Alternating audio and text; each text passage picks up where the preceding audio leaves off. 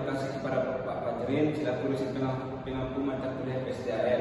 Di sini kami dari 68 akan mempresentasikan hasil diskusi kami yang berjudul Perubahan Iklim Global yang mereportakan saya sendiri Asif Bibi dan rekan saya Khairul Mustafa Sinaga. Baiklah, langsung saja masuk kita kepada materi yang akan disampaikan oleh saudara Khairul Mustafa Sinaga.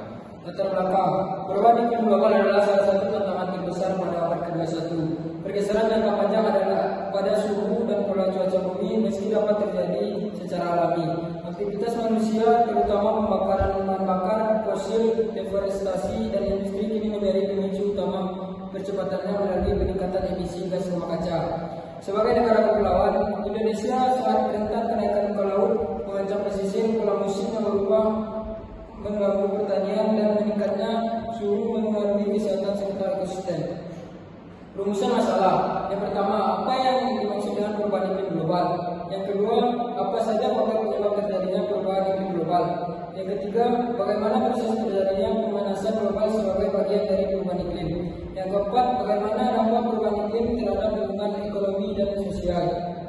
Tujuan dan manfaatnya. Tujuan yang pertama adalah menjelaskan pengertian perubahan iklim global.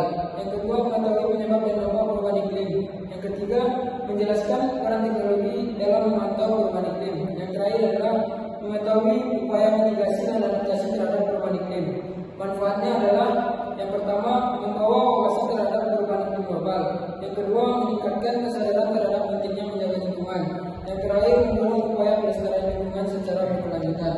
Apa itu perubahan iklim global? Perubahan iklim global adalah perubahan signifikan dalam pola iklim bumi yang berlangsung dalam jangka waktu panjang, mencakup suhu, curah hujan, kelembapan angin, dan komponen atmosfer lainnya. Secara alami, iklim perubahan karena aktivitas vulkanik, variasi radiasi matahari, dan perubahan orbit bumi. Penyebab perubahan iklim global, yang pertama faktor alami, letusan gunung berapi melepas debu dan gas ke atmosfer. Yang kedua, variasi intensitas radiasi matahari. Yang terakhir adalah perubahan orbit bumi dalam jangka sangat panjang. Aktivitas manusia, yang pertama adalah pembakaran bahan bakar fosil, batu bara, minyak, dan gas. Yang kedua, deforestasi, menguranginya daya serap karbon hutan. Yang terakhir adalah aktivitas industri dan transportasi berskala besar. Dampak perubahan iklim, yang pertama adalah lingkungan. Es kutub dan gletser mencair, muka laut naik, pola curah hujan tak menentu memicu banjir, longsor, dan kekeringan. Yang kedua, adanya ekosistem. Spesies sulit beradaptasi, terumbu karang mengalami pemutihan akibat suhu laut naik. Yang terakhir adalah ekonomi dan sosial. Ketidakpastiannya musim tanam menurunkan hasil pertanian dan perikanan. Kemudian peran teknologi dalam pemantauan iklim. Yang pertama, penginderaan jauh. Satelit memungkinkan pengamatan suhu permukaan, tutupan lahan, dan kondisi vegetasi secara luas dan berkala. Kemudian sensor dan stasiun cuaca mengukur suhu udara, curah hujan, kelembapan, dan kecepatan angin secara langsung di berbagai wilayah. Model iklim mengolah data historis untuk memprediksi kondisi iklim mendatang, mendukung perencanaan mitigasi dan adaptasi. Hasil penelitian, yang pertama, kenaikan suhu rata-rata bumi meningkat signifikan dalam beberapa dekade terakhir akibat emisi gas rumah kaca. Pola curah hujan semakin tidak menentu, sebagian wilayah banjir ekstrim dan sebagian lain kekeringan berkepanjangan. Permukaan air laut naik akibat mencairnya es kutub dan gletser.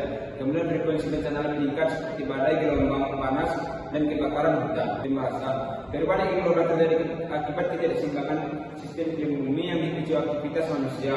Peningkatan emisi gas rumah kaca menyebabkan panas matahari terperangkap di atmosfer, dikenal sebagai rumah kaca berlebihan. Penyebab utamanya itu pemanasan global.